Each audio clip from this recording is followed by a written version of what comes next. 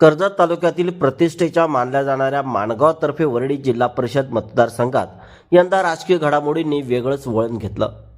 दरम्यान किरण ठाकरे यांच्या उमेदवारीमागे आमदार महेंद्र थोरवे यांचीच राजकीय रणनीती असल्याची चर्चा स्थानिक पातळीवर रंगू लागली होती. अधिकृत कमळ चिन्हावर राधिका किशोर ठाकरे यांना रिंगणात उतरवल्यानंतर या लढतीला वेगळेच बळ मिळाले, म्हणून महायुती व परिवर्तन विकास आघाडी या दोन्ही गटात गणित बिघडल्याचे बोलले गेले. तिरंगी लढतीमुळे आधीच चुरस वाढलेली असताना ठाकरे यांच्या एंट्रीमुळे निवडणूक प्रतिष्ठेची बनली. प्रचाराच्या शेवटच्या टप्प्यात विविध राजकीय समीकरणे बदलताना दिसली. वांजळे गावातील मतदारसंघात ठाकरे यांना मिळणारे संभाव्य मताधिक्य कोणाच्या बाजूने झुकते यावरूनही तर्कवितर्क सुरू झाले. तर मिसाळ यांच्या बालेकिल्ल्यात ठाकरे आणि मिसाळ कार्यकर्त्यांमध्ये झालेल्या वादाच्या चर्चांनी वातावरण आणखीनच तापले गेले होते. दरम्यान निवडणुकीपूर्वी पत्रकार परिषदेत आमदार थोरवे यांना किरण ठाकरे यांच्या उमेदवारीबाबत प्रश्न विचारण्यात आला असता त्यांनी थेट भूमिका स्पष्ट न करता सूचक उत्तर दिल्याने चर्चेला अधिक उधाण आले. माणगाव तर्फे वरळी या जिल्हा परिषद वॉर्डमध्ये आमची भारतीय जनता पार्टीने आमची मैत्रीपूर्ण लढत त्या ठिकाणी होत आहे आणि त्या ठिकाणी राष्ट्रवादी आणि उभाटाचा उमेदवार त्या ठिकाणी आहे.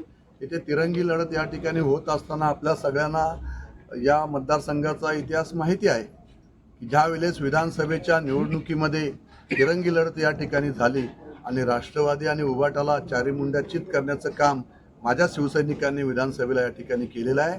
तशाच पद्धतीचं राजकारण माणगाव-तर्फे वरळी या जिल्हा परिषद वॉर्डमध्ये या ठिकाणी होत आहे आणि याचा निकाल आपल्याला 9 तारखेला पाहायला मिळेल.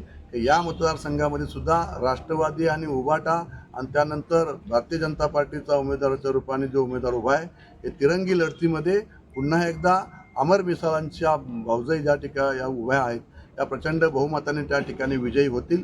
हा आत्मविश्वास आम्हाला त्या ठिकाणी आहे. शिवसेनेची जी ताकद त्या ठिकाणी जी आहे ती एक वज्रमूठ करून उभी आहे आणि त्यामुळे जे काही आता चालू आहे राजकारण ते आपल्याला 7 तारखेला याचं मतदान रूपी पाहायला मिळेल आणि 9 तारखेला याचा ऐतिहासिक निकाल तुम्ही सारेजण त्या ठिकाणी तुम्हाला ऐकायला मिळेल.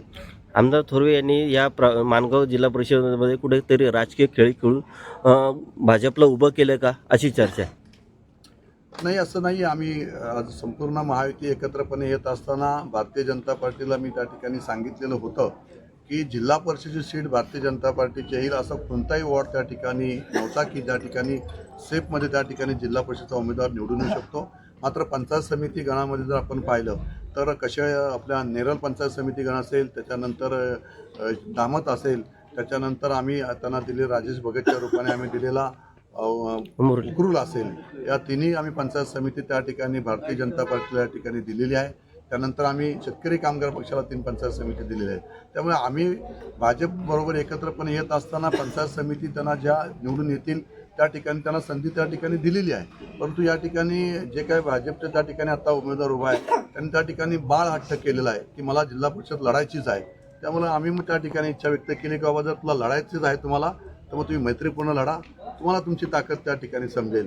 आणि म्हणून त्या ठिकाणी ही मैत्रीपूर्ण लढत होत आहे आणि याचा निकाल 9 तारखेला मी आपल्याला नक्कीच सांगेल की कशा पद्धतीचं राजकारण याच्यामध्ये झालेलं आहे आणि याचा निकाल कशा पद्धतीने लागलेला आहे. आपली टीका होते काय, कारण काय? प्रदीप ठाकरे हा असा व्यक्ती आहे की मला त्याचा फोन आला की मला म्हणतो की तुम्ही अमर मिसालला थांबवा आणि किरण ठाकरेला निवडणूक लढू द्या तुमच्या युतीकडनं, मी त्याला पाडून टाकतो. मी म्हटलं बाबा हा प्रत्येक वेळेला सांगत असतो की आमदार साहेबांचे माझे फार घनिष्ठ संबंध आहेत, परंतु या प्रदीप ठाकरेंनी काल्या ठाकरेंनी कधीही माझं काम त्या ठिकाणी केलेलं नाही. प्रत्येक वेळेला माझ्याशी त्यांनी बेमानी केलेली आहे. त्यामुळे काल्या ठाकरे किती जरी बोलला तर नावाप्रमाणे तो काळा जरी असेल तर तो आतूनही तसाच काळा आहे. त्यामुळे या काल्या ठाकरेवर माझा कधीही विश्वास नाही आणि त्याचा पराभव हा अटल आहे, कारण तो विश्वासघातकी आहे. त्यामुळे त्यांनी जे काय त्यांनी हे सगळं राजकारण रचलेलं आहे, किरण ठाकरेला तयार करण्याचं काम काल्या ठाकरेंनीच केलं. दोघांनी ठरवलं तू नाही तर मी नाही तर तू. आता दोघांच्या चोराव मोर काय, आता अमर मिसालच या ठिकाणी निवडून येईल. हे जे काय चाललेलं राजकारण आहे हे यांना त्या ठिकाणी आपल्याला 9 तारखेला पाहायला मिळेल. राजकीय वर्तुळात ही चाल नेमकी कोणाच्या फायद्याची ठरणार याबाबत उत्सुकता निर्माण झाली आहे.